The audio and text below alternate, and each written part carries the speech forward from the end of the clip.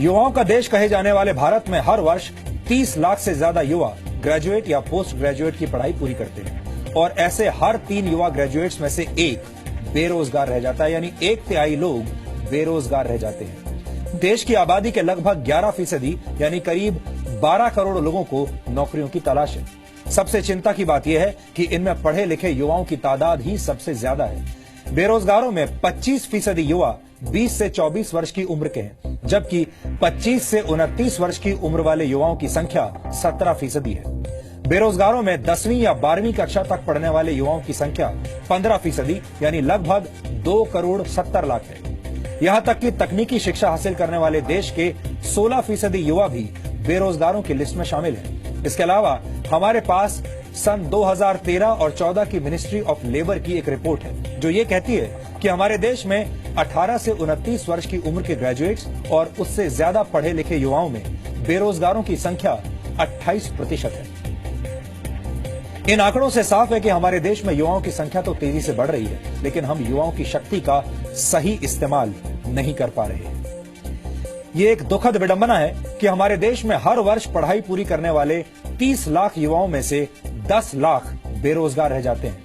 इन युवा बेरोजगारों के पास छोटी मोटी नौकरी करने का ही विकल्प बचता है, इसके अलावा कोई रास्ता नहीं होता और इनमें से ही एक विकल्प है सरकारी दफ्तर में चपरासी बन जाना। हमारे पास देश के 3 राज्यों महाराष्ट्र, गुजरात और मध्य प्रदेश से देश को चिंता में डालने वाली तस्वीरें आई हैं। इन तीनों ही राज्यों में 4वीं और 10वीं पास की योग्यता वाली नौकरी के लिए इंजीनियर्स और पीएचडी होल्डर्स अप्लाई कर रहे हैं। महाराष्ट्र में हमाल यानी बोझा ढोने वालों की नौकरी के 5 पदों के लिए 2424 उम्मीदवारों के आवेदन मिले हैं। इस नौकरी के लिए कम से कम 4वीं पास होना जरूरी है, लेकिन आवेदन करने वालों में से 5 के पास एमफिल यानी मास्टर ऑफ फिलॉसफी की डिग्री है।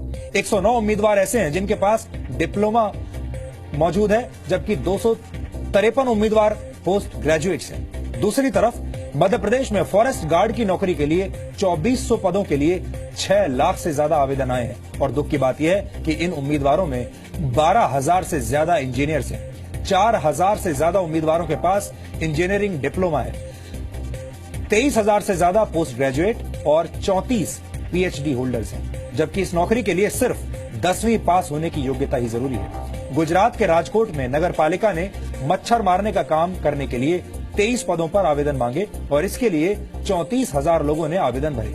यहां भी आवेदन भरने वालों में पोस्ट ग्रेजुएट्स और ग्रेजुएट्स की संख्या सबसे ज्यादा थी।